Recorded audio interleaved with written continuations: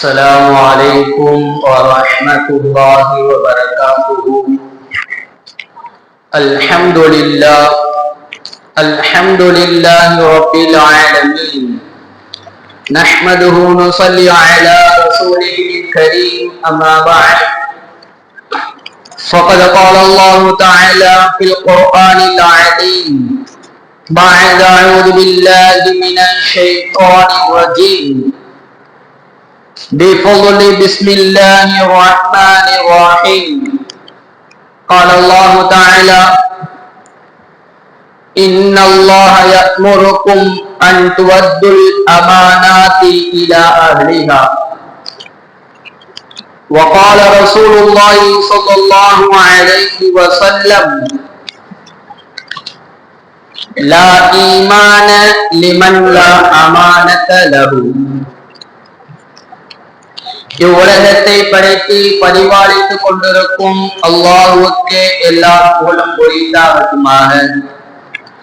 இறைவனின் சாந்தியும் சமாதானமும் நபி ஸல்லல்லாஹு அலைஹி வஸல்லம் அவர்கள் மீதும் அவர்களுடைய வாழ்க்கையை அவ்வாறு பின்பற்றி வாழ்ந்த சத்திய சஹாபாக்கள், தாபீன்கள், தபா தாபீன்கள், நல்லோர்கள் நம் எல்லோர்கள் மீதும் அல்லாஹ்வின் சாந்தியும் சமாதானமும் என்றென்றும் நின்று நிலவட்டுமாக.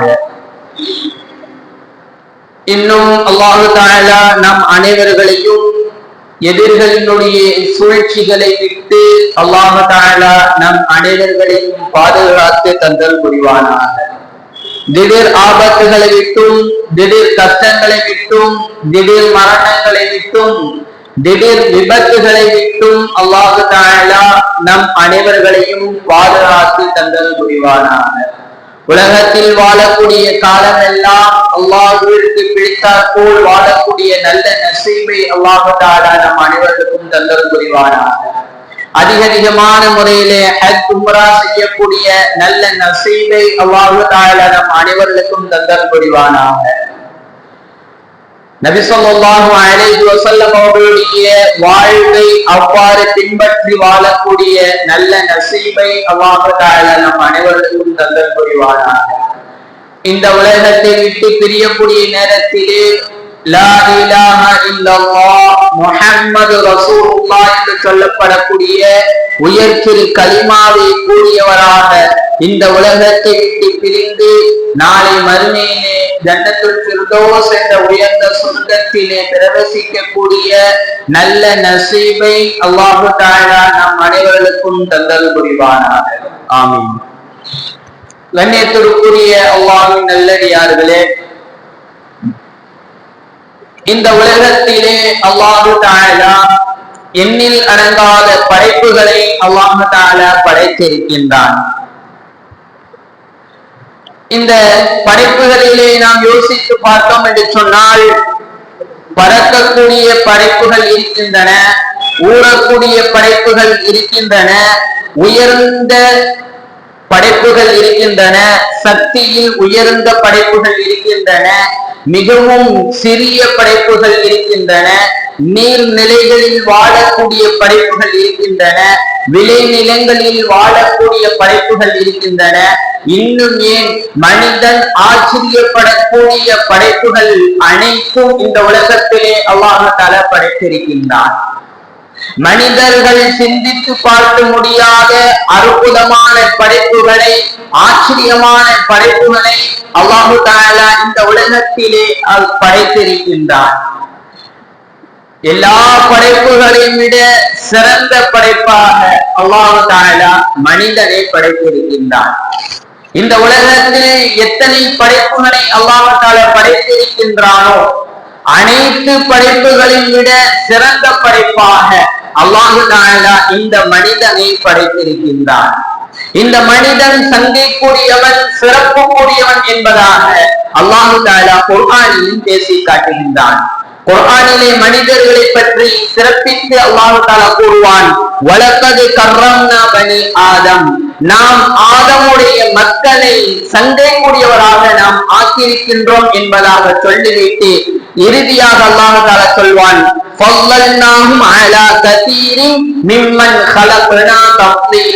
இந்த உலகத்தில் எத்தனை படைப்புகள் இருக்கிறதோ எல்லா படைப்புகளை விட மேன்மைக்குரியதாக, சங்கைக்குரியதாக, சிறப்புக்குரியதாக இந்த மனிதனுடைய படைப்பை நாம் படைத்திருக்கின்றோம் என்பதாக அல்லாஹ் தஆலா குர்ஆனிலே நம்மை பற்றி சிறப்பித்து கூறுவான். இந்த உலகத்தில் வாழ்ந்திருக்கக்கூடிய, பிறந்திருக்கக்கூடிய ஒவ்வொரு நபரும், ஒவ்வொரு ஆணும், ஒவ்வொரு பெண்ணும் இந்த உலகத்தில் வாழும் பொழுது பொறுப்பு என்கின்ற சுமையை சுமந்து தான் இந்த வாழ்க்கையை கடந்து கொண்டிருக்கிறார்கள். ஆணாக இருக்கட்டும், பெண்ணாக இருக்கட்டும், அவர்களுக்கு மத்தியிலே பொறுப்பு என்கின்ற ஒரு சுமை என்பது அவரிடத்தில் ஆழ்த்தப்படுகிறது. ஒவ்வொரு நபர்களும் பொறுப்பை சுமந்துதான் இந்த உலகத்தில் கடந்து செல்ல வேண்டும். சில நபர்கள் நிர்வாகத்தில் பொறுப்பாக இருக்கலாம், சில நபர்கள் உலக அலுவலகத்தில் பொறுப்பாக இருக்கலாம், சில நபர்கள் பள்ளிவாசல்களுடைய பொறுப்பிலே இருக்கலாம். ஆனால் அனைத்து ஆணும் அனைத்து பெண்ணும் குடும்பம் என்கின்ற ஒரு கட்டமைப்பில் பொறுப்பை சுமந்து இந்த உலகத்தில் வாழ்ந்து கொண்டிருக்கிறார்கள், கழித்துக் கொண்டே இருக்கிறார்கள். கண்ணியத்திற்குரிய அல்லாஹ்வின் நல்லடியார்களே, இந்த உலகத்தில் நமக்கு கொடுக்கப்படக்கூடிய ஒவ்வொரு பொறுப்புகளும் அமானிதம் என்பதாக நாம் விளங்கிக் கொள்ள வேண்டும். அமானிதம் என்றால் என்ன?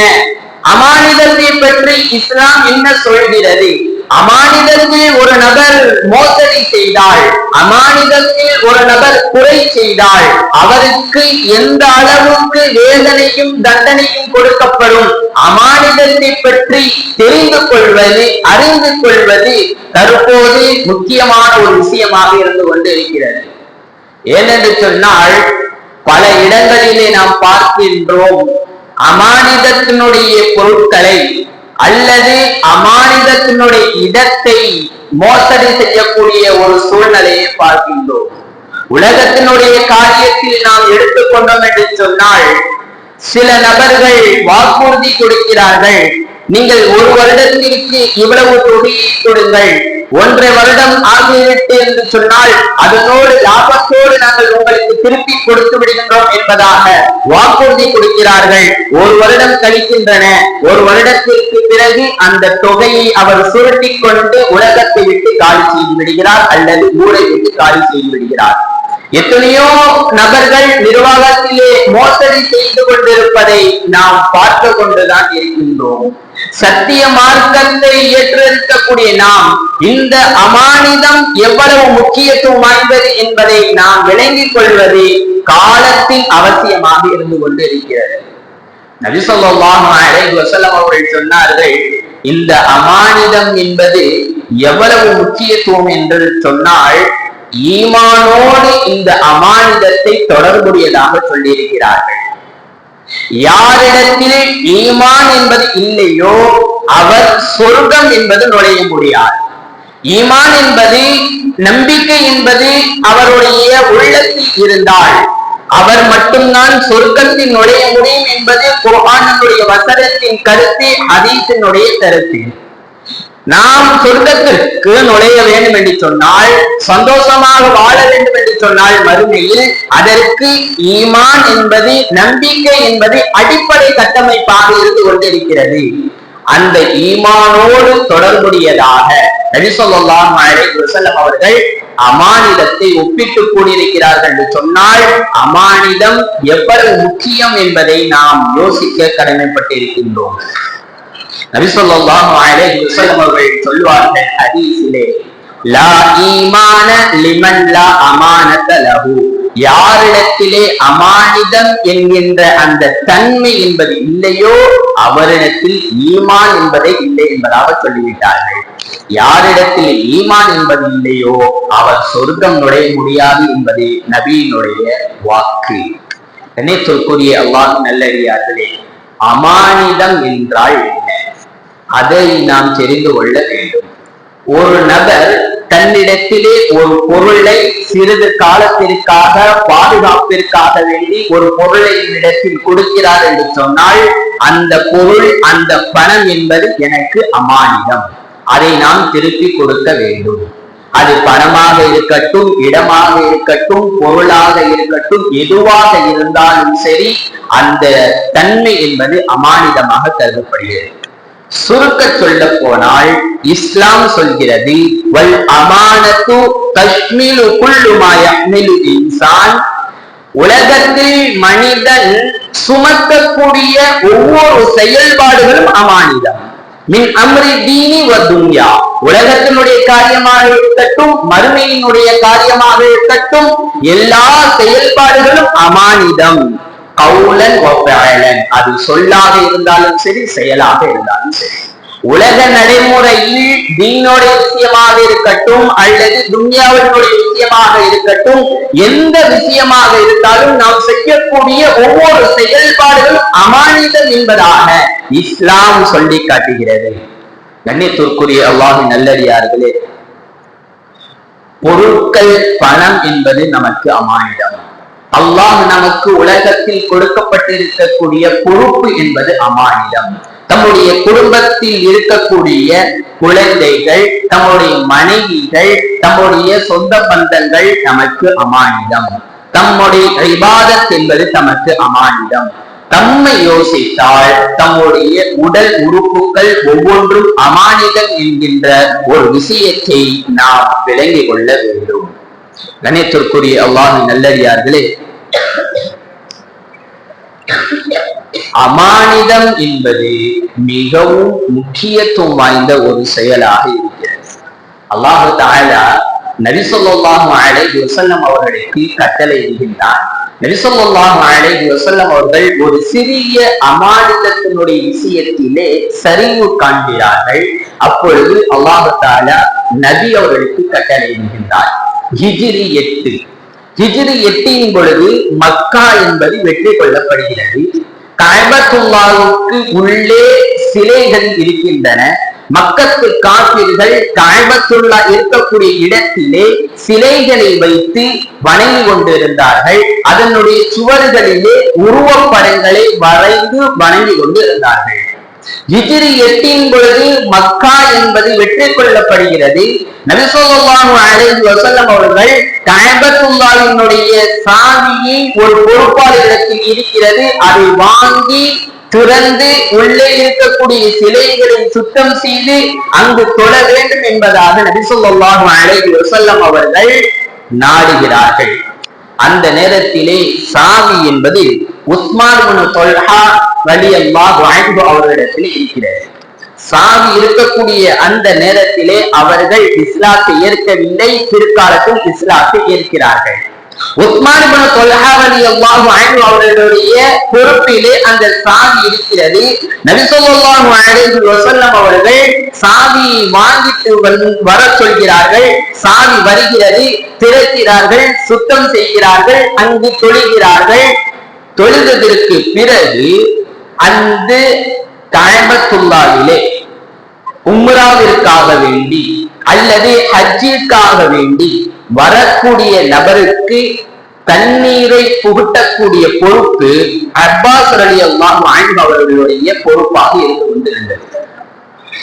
நபி ஸல்லல்லாஹு அலைஹி வஸல்லம் அவரிடத்திலே அப்பாஸ் ரலியல்லாஹு அன்ஹு அவர்கள் கேட்கிறார்கள், யா ரசூலல்லாஹ், உம்ராவிற்காக வேண்டி அல்லது ஹஜ்ஜிற்காக வேண்டி கஅபத்துல்லாவை சந்திப்பதற்காக யார் வருகிறார்களோ அவர்களுக்கு உணவு கொடுக்கக்கூடிய, அவர்களுக்கு தண்ணீர் கொடுக்கக்கூடிய பொறுப்பு என்பது எங்களுடைய வம்சத்தில் இருந்து கொண்டிருந்தது.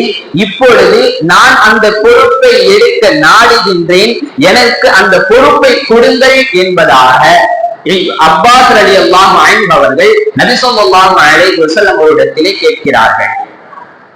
நபி ஸல்லல்லாஹு அலைஹி வஸல்லம் அவர்கள் கொடுக்க வேண்டும் என்று சொன்னால் உஸ்மான் இப்னு தொல்ஹா ரலியல்லாஹு அன்ஹு அவர்களிடத்திலே தான் அந்த சாவியை கொடுக்க வேண்டும், அவர்களுக்கு தான் தண்ணீரை புகட்டக்கூடிய பொறுப்பும் கொடுக்க வேண்டும்.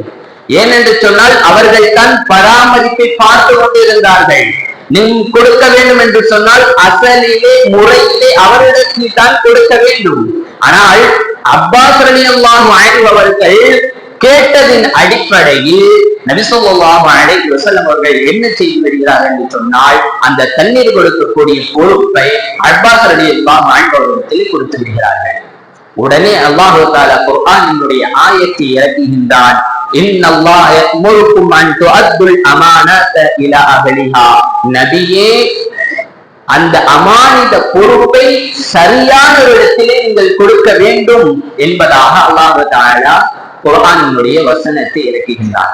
உடனே நபி ஸல்லல்லாஹு அலைஹி வஸல்லம் அவர்கள் அப்பாஸ் ரலியல்லாஹு அன்ஹு அவர்களிடத்தில் இருக்கக்கூடிய அந்த பொறுப்பை வாங்கி உஸ்மான் இப்னு தொல்ஹா ரலியல்லாஹு அன்ஹு அவர்களிடத்திலே கொடுத்தார்கள் என்பதாக குர்ஆன் பேசி காட்டுகிறது. கண்ணியத்திற்குரிய அல்லாஹ்வின் நல்லடியார்களே, அமானிதத்தினுடைய விஷயத்தில் சிறிது அளவும் குறை வைத்து விடக் கூடாது என்பதாக இந்த ஆயத் என்பது தமக்கு சொல்லி காட்டுகிறது. அல்லாஹு தஆலா குர்ஆனிலே முக்மின்களுடைய அடையாளத்தை பற்றி பேசி காட்டுவார். தராவினுடைய பயானிலும் கூட நாம் இதை பேசி இருக்கின்றோம். முக்மினூன் என்கின்ற சூறாவிலே அல்லாஹு தஆலா சொல்வான், கத் அஃப்லஹல் முக்மினூன், முக்மின்கள் வெற்றி அடைந்து விட்டார்கள் என்பதாக சொல்லிவிட்டு அல்லாஹு தஆலா அந்த முக்மின்களுடைய பண்புகள், சிஃபாத்துகள், தன்மைகள் எவ்வாறு இருக்க வேண்டும் என்பதாக அல்லாஹு தஆலா தொடர்படியாக 12 தன்மைகளை சொல்லுவான். அதிலே ஒரு தன்மையை அல்லாஹ் தஆலா பேசி காட்டுகின்றான். லி அமானாத்திஹி வ அஹ்திஹிம் ராஊன். அந்த முக்மின்கள் எப்படிப்பட்டவர்கள் என்று சொன்னால், தன்னுக்கு கொடுக்கப்பட்டுள்ள அந்த அமானிதத்தை பாதுகாப்பார்கள். வ அஹ்திஹிம் ராஊன், அதே போல் அவர்கள் வாக்குறுதியை பாதுகாப்பார்கள் என்பதாக அல்லாஹ் தஆலா சொல்கின்றான். யார் அமானிதத்தை பாதுகாப்பார்களோ, வாக்குறுதிகளை பாதுகாப்பார்களோ, இவர்கள் வெற்றியாளர்கள், உண்மை முக்மின் என்பதாக அல்லாஹ் தஆலா சொல்லிவிட்டு கடைசியாக அமானிதத்தை பாதுகாக்கக்கூடியவர்களுக்கு கொடுக்கக்கூடிய வெகுமதி என்ன அல்லாஹ் தஆலா சொல்கின்றான், அவர்கள் தான் ஜன்னத்துல் ஃபிர்தௌஸிற்கு சொந்தக்காரர்கள், அவர்கள் தான் ஜன்னத்துல் ஃபிர்தௌஸிற்கு உரிமையாளர்கள் என்பதாக அல்லாஹ் தஆலா சொல்லி காட்டுகின்றான். நாம் ஜன்னத்துல் ஃபிர்தௌஸிற்கு போக வேண்டும் என்று சொன்னால் அமானிதம் என்கின்ற அந்த தன்மையை பாதுகாக்க வேண்டும். அதே போல் நாம் வாக்குறுதியை பாதுகாக்க வேண்டும் என்பதாக இந்த ஆயத் என்பது தமக்கு உணர்த்தி காட்டுகிறது. கண்ணியத்திற்குரிய அல்லாஹ்வின் நல்லடியார்களே, நபி ஸல்லல்லாஹு அலைஹி வஸல்லம் அவர்களிடத்திலே ஒரு கிராமவாசி வருகிறார்கள். நபி ஸல்லல்லாஹு அலைஹி வஸல்லம் அவர்களிடத்திலே ஒரு கேள்வியை எழுப்புகிறார்கள். என்ன கேள்வி என்று சொன்னால், கேட்கிறார்கள், யா ரசூலல்லாஹ், மதா ஸாஅ, மறுமை நாள் எப்பொழுது வரும், மறுமை நாளினுடைய அடையாளம் என்ன, மறுமை நாள் எப்பொழுது வரும் என்பதாக அந்த கிராமவாசி நபி ஸல்லல்லாஹு அலைஹி வஸல்லம் அவர்களிடத்திலே கேள்வி எழுப்புகின்றார்கள். நபி ஸல்லல்லாஹு அலைஹி வஸல்லம் அவர்கள் பதில் சொல்லவில்லை, அமைதியாக இருந்து விட்டார்கள். உடனே அருகாமையில் இருந்த சஹாபாக்கள் எல்லாம் தங்களுக்கு மத்தியிலே பேசிக் கொள்கிறார்கள். இவர்கள் கேட்ட கேள்விக்கு நபி ஸல்லல்லாஹு அலைஹி வஸல்லம் அவர்களுடைய காதில் விழவில்லை போல் என்பதாக சில நபர்கள் பேசுகிறார்கள். சில நபர்கள் என்ன, அவர்களால் முடிந்த ஒரு விஷயத்தை பேசிக் கொண்டு இருக்கிறார்கள். நபி ஸல்லல்லாஹு அலைஹி வஸல்லம் அவர்களுக்கு இந்த கேள்வி காதில் விழுந்திருக்க அமைதியாக இருக்கிறார்கள். ஏன் என்று சொன்னால், சில கேள்விக்கு நபி அவர்கள் உடனே பதில் சொல்ல மாட்டார்கள். அந்த கேள்விக்கு பதிலை அல்லாஹ் வஹீயின் மூலமாக சொல்கின்றானா என்பதாக எதிர்பார்ப்பார்கள். இந்த கிராமவாசி கேள்வி கேட்ட உடனே நபி அவர்கள் அமைதியாக இருக்க, அருகாமையில் இருக்கக்கூடிய சஹாபாக்களுக்கு சலசலப்பு. அல்லாஹ் தஆலா நபி அவர்களுக்கு வஹீயை அனுப்புகின்றான். எப்பொழுது மறுமை வரும் என்கின்ற பதிலை சொல்கின்றான். வஹீ வந்தவுடனே நபி ஸல்லல்லாஹு அலைஹி வஸல்லம் அவர்கள் கேட்கிறார்கள், என்னிடத்திலே கேள்வி கேட்ட நபர் யார் என்பதாக கேட்க அந்த கிராமவாசி முன்னிறுத்தப்படுகிறார்கள். என்ன கேள்வி கேட்டீர்கள்? மதா ஸாஅ, எப்பொழுது மறுமை நாள் வரும் என்பதாக கேட்டேன்.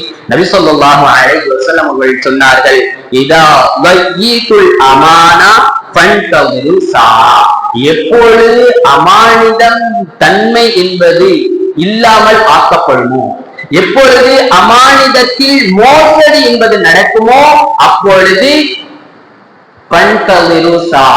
நீங்கள் மறுமையை எதிர்பாருங்கள் என்பதாக முதல் விடயத்தை சொன்னார்கள். இரண்டாவது விடயம் என்ன சொன்னார்கள்? தகுதி அற்றவர்களுக்கு பொறுப்புகள் என்பது கொடுக்கப்படும் என்பதாக சொன்னார்கள். இந்த இரண்டு விடயங்களும் இரண்டு செயல்பாடுகளும் நடந்தால் நீங்கள் மறுமை எதிர்பார்கள் என்பதாக நபி ஸல்லல்லாஹு அலைஹி வஸல்லம் அவருடைய கூற்று. இந்த இரண்டு விஷயத்தையும் தற்போதைய சூழ்நிலையில் கண்கூடாக நாம் பார்த்து கொண்டு இருக்கின்றோம் என்பது உதர்சனமான ஒரு உண்மையாகத்தான் இருந்து கொண்டு இருக்கிறது. கண்ணியத்திற்குரிய அல்லாஹ்வின் நல்லடியார்களே, இந்த அமானிதத்தினுடைய விஷயத்தில் சஹாபாக்கள் எந்த அளவுக்கு பேணுதலை காட்டினார்கள்? எல்லா விஷயத்திற்கும் முன்மாதிரி நபி ஸல்லல்லாஹு அலைஹி வஸல்லம் அவர்களும் சஹாபாக்களும் தான். தமக்கு என்ன தேவைகள், என்ன பிரச்சனைகள், எந்த கேள்வி எதுவாக இருந்தாலும் நபியினுடைய வாழ்வை திருப்பி பார்த்தால், சஹாபாக்களுடைய வாழ்வை திருப்பி பார்த்தால் அதற்குண்டான விடையை நாம் பெற்றுக் கொள்ளலாம். சஹாபாக்கள் இந்த அமானிதத்தினுடைய விஷயத்தில் எந்த அளவுக்கு பேணுதலை காட்டினார்கள், தற்போதைய முஸ்லிம்கள் எந்த அளவுக்கு பேணுதல் காட்டுகிறார்கள் என்பதை நாம் தெரிந்து கொள்ள வேண்டும். உமர் ரலியல்லாஹு அன்ஹு அவர்களுடைய ஆட்சி காலம். நீதி என்று சொன்னாலே உமர் தான். உமர் ரலியல்லாஹு அன்ஹு அவர்களுடைய வரலாறுகளை நீங்கள் திருப்பி பார்த்தால் ஆச்சரியமாக இருக்கும். இப்படியெல்லாம் ஆட்சி செய்திருக்கிறார்களா என்பதாக தெரிய வரும். ஒரு தலைவருக்கு, ஒரு பொறுப்புதாரிக்கு, ஒரு அரசருக்கு முன்னோடி என்று சொன்னால் உமர் ரலியல்லாஹு அன்ஹு அவர்களாக இருக்கலாம். கண்ணியத்திற்குரிய அல்லாஹ்வின் நல்லடியார்களே, உமர் ரலியல்லாஹு அன்ஹு அவர்களுடைய ஆட்சி காலம். உமர் ரலியல்லாஹு அன்ஹு அவர்களுக்கு ஒரு பொருள் வாசனை திரவம் என்பது அன்பளிப்பாக கொடுக்கப்படுகிறது. மக்களுக்கு பங்கிட்டு கொடுக்க வேண்டும் என்பதற்காக அன்பளிப்பாக வாசனை திரவம் என்பது கொடுக்கப்படுகிறது. அந்த நேரத்திலே நபி ஸல்லல்லாஹு அலைஹி வஸல்லம் அவர்கள் ஆண்களுக்கு பிரித்து கொடுப்பதற்காக வேண்டி ஒரு சஹாபியை தேர்வு செய்து விட்டார்கள். பெண்களுக்கு பிரித்து கொடுக்க வேண்டும். ஆண்கள் பெண்களுக்கு பிரித்து கொடுப்பது மார்க்கத்தில் அனுமதி இல்லாத ஒரு விடயம். அப்படி இருக்க பெண்களுக்கு பிரித்து கொடுக்க வேண்டும் என்று சொன்னால் ஒரு பெண்ணை நியமனம் செய்ய வேண்டும். யாரை நியமனம் செய்வது? உமர் ரலியல்லாஹு அன்ஹு அவர்களுடைய மனைவி அத்தீகா அவர்கள் உமர் ரலியல்லாஹு அன்ஹு அவர்களிடத்திலே ஒரு கேள்வியை வைக்கிறார்கள், ஒரு அனுமதியை தேடுகிறார்கள். பெண்களுக்கு நான் பிரித்து கொடுக்கவா என்பதாக கேட்க உமர் ரலியல்லாஹு அன்ஹு அவர்கள் முதலில் அனுமதித்து விட்டார்கள். சிறிது நேரம் கழிக்கிறது. கழித்த பின் உமர் ரலியல்லாஹு அன்ஹு அவர்கள் தம் மனைவியை அழைத்து தடுத்து விடுகிறார்கள். நீங்கள் பெண்களுக்கு பிரித்து கொடுக்க வேண்டாம் என்பதாக தடுத்து விடுகிறார்கள். தடுத்ததனுடைய காரணத்தையும் சொல்கிறார்கள். என்னவென்று சொன்னால், நீ பெண்களுக்கு பிரித்து கொடுக்கக்கூடிய அந்த நேரத்திலே அந்த வாசனை திரவம் என்பது உன்னுடைய கையில் படும்.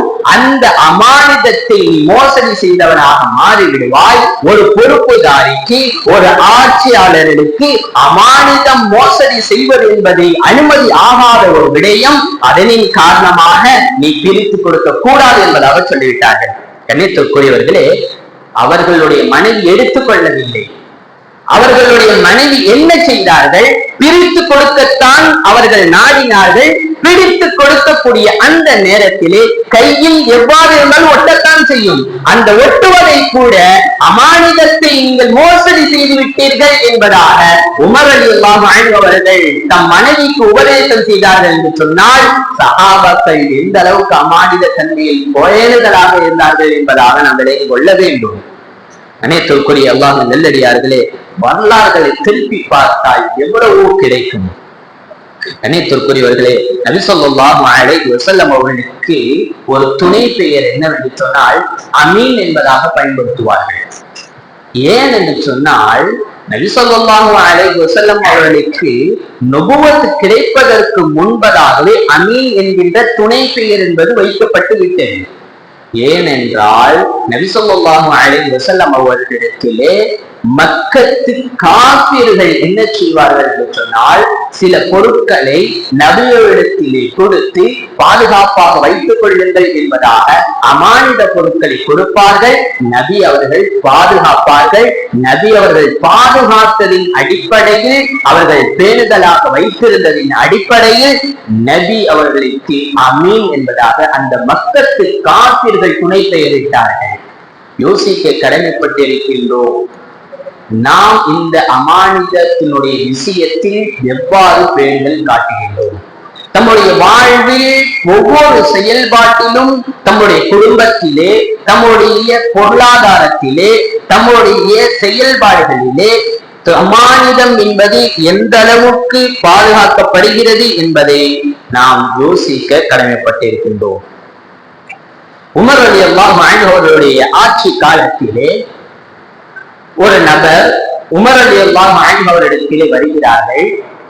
வந்து சொல்கிறார்கள், கலீஃபா அவர்களே, நான் வெளியூரில் இருந்து பயணம் செய்து உங்க ஊருக்கு வந்திருக்கின்றேன். வந்திருக்கக்கூடிய நேரத்திலே என்னுடைய களைப்பாறுவதற்காக வேண்டி என்னுடைய ஒட்டகத்தை கட்டிவிட்டு நான் ஓய்வெடுத்தேன். அந்த நேரத்திலே என்னுடைய ஒட்டகம் என்பது இன்னொரு நபருடைய தோட்டத்தில் உள்ள பயிர்களை தின்றுவிட்டது. அவர் அந்த தோட்டத்தினுடைய பயிரை தின்றதின் காரணமாக, உண்டதின் காரணமாக என்னுடைய ஒட்டகத்தை கொன்றுவிட்டார். ஒட்டகத்தை கொன்றுவிட்டார். ஒரு நபர் தம்முடைய பொருட்களை மோசடி செய்து விட்டார், அல்லது ஒரு பொருளை ஒரு இடத்திலே, உதாரணத்திற்கு ஒரு வாகனத்தை ஒரு நபரிடத்திலே நாம் கொடுத்து அனுப்புகின்றோம். அவர் அதை உடைத்து கொண்டு வந்தால் நம்முடைய மனம் தாங்குமா? இது போல அந்த நபர் பயண தூரத்தில் இருந்து வந்திருக்க ஒட்டகத்தை கொண்டு விட்டவுடன் இவருடைய கோபம் உச்சியில் ஏற அந்த நபரை கொண்டு விட்டார். உமர் ரலியல்லாஹு அன்ஹு அவரிடத்திலே இந்த நபர் வருகிறார்கள், வந்து சொல்கிறார்கள், உமர் அவர்களே, என்னுடைய ஒட்டகத்தை இவர் கொன்றுவிட்டால் அவரை நான் கொன்றுவிட்டேன், இதற்கு தீர்வு என்ன என்பதாக கேட்க உமர் ரலியல்லாஹு அன்ஹு அவர்கள் சொன்னார்கள், கொலைக்கு பதம் கொலைதான். இவர் நீங்கள் கொன்றீர்கள் அல்லவா, இதற்கு தீர்வு என்ன? உங்களை கொலை செய்ய வேண்டும். இதுதான் இஸ்லாத்தினுடைய ஷரியத்தினுடைய கட்டளை. அப்பொழுது அந்த நபர் அந்த தண்டனையை வாங்கிக் கொள்கிறார்கள். ஒரு ஷரத்தை வைக்கிறார்கள், ஒரு நிபந்தனை வைக்கிறார்கள். என்னவென்று சொன்னால், கலீஃபா அவர்களே, நான் இந்த தண்டனையை ஒத்துக்கொள்கின்றேன், இருந்தாலும் கூட நான் ஒரு நிபந்தனை வைக்கின்றேன். என்னவென்று சொன்னால், என்னுடைய ஊர்களிலே நான் சில பொருட்களை அமானிதமாக வாங்கி வைத்திருக்கின்றேன். அந்த பொருட்களை உரியவரிடத்தில் கொடுத்து விட்டு நான் வருகின்றேன். 3 நாட்கள் எனக்கு அவகாசம் கொடுங்கள் என்பதாக கேட்கிறார்கள். நம்ம யோசிப்போம், இவர் தப்பித்துக் கொள்வதற்காக வேண்டி இந்த நிபந்தனை வைக்கிறார் என்பதாக நாம் யோசிப்போம். ஆனால் சஹாபாக்கள் எந்த அளவுக்கு நபியின் மீது, நபியினுடைய வாக்குறுதியின் மீது மஹப்பத்தில் இருந்தார்கள் என்பதாக நாம் இப்பொழுது தெரிந்து கொள்ள வேண்டும். உடனே உமர் ரலியல்லாஹு அன்ஹு அவர்கள் சொல்கிறார்கள், 3 நாள் உங்களுக்கு அவகாசம் கொடுக்கின்றோம். ஆனால் எந்த அடிப்படையில் கொடுப்பது? உங்களுக்கு ஒரு பொறுப்புதாரி நீங்கள் நியமித்து விட்டு நீங்கள் வரவில்லை என்று சொன்னால் அதற்குண்டான பொறுப்பை ஒருவர் எடுத்துக் கொள்வதற்கு ஒரு பொறுப்புதாரியை நீங்கள் நியமித்து விட்டு நீங்கள் 3 நாட்கள் அவகாசம் செய்து கொள்ளுங்கள் என்பதாக சொல்ல, உடனே அபூதர் கிஃபாரி ரலியல்லாஹு அன்ஹு அவர்கள் எந்திரித்து சொன்னார்கள், கலீஃபா அவர்களே, இவருக்காக வேண்டி நான் பொறுப்பு எடுத்துக் கொள்கின்றேன். அபூதர் கிஃபாரி ரலியல்லாஹு அன்ஹு அவர்களுக்கு அந்த நபர் சொந்தக்காரரும் அல்ல, அண்டை வீட்டாரும் அல்ல, அவர் முன்ன பின்ன பார்த்ததும் அல்ல, அவர்களுடைய ஊரும் இல்லை, யாரோ ஒரு நபர். ஆனால் இவருக்காக வேண்டி அபூதர் கிஃபாரி ரலியல்லாஹு அன்ஹு அவர்கள் பொறுப்பு இருக்கிறார்கள். எதற்காக வேண்டி? அவர் வரவில்லை என்று சொன்னால் அபூதர் கிஃபாரி ரலியல்லாஹு அன்ஹு அவர்களுடைய உயிர் என்பது போகிறது. பொறுப்பு எடுக்கிறார்கள். 3வது நாள் ஆகிறது, கவனமாக இருக்க வேண்டும். 3வது நாள் நடக்கிறது, அசரனுடைய நேரம் வரவில்லை. அபூதர் கிஃபாரி ரலியல்லாஹு அன்ஹு அவர்களுக்கு தண்டனை கொடுப்பதற்காக உமர் ரலியல்லாஹு அன்ஹு அவர்கள் ஆயத்தமாக கூடிய நேரத்திலே குளிரி பறக்க ஒரு ஒட்டகம் வருகிறது.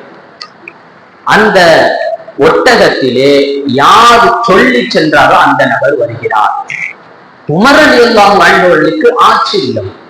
அபூதர் கிஃபாரி ரலியல்லாஹு அன்ஹு அவர்களை அழைத்து கேட்கிறார்கள், அபூதர், எந்த அடிப்படையில் எந்த நம்பிக்கையில் நீங்கள் இவருக்கு வாக்குறுதி கொடுத்தீர்கள் என்பதாக கேட்க சொன்னார்கள், இந்த பூமி நபியினுடைய பூமி, அமானிதத்தை பாதுகாப்பது நபியினுடைய சுன்னத், அமானிதத்தை பாதுகாக்க வேண்டும் என்பதற்காக ஒரு நபர் கடந்து செல்கிறார் என்று சொன்னால் அவர் உண்மையாளர் என்பதாக எனக்கு தெரியும், அதனின் காரணமாகத்தான் நான் பொறுப்பெடுத்தேன் என்பதாக அபூதர் கிஃபாரி ரலியல்லாஹு அன்ஹு அவர்கள் சொன்னார்கள் என்பதாக வரலாறு கூற்று.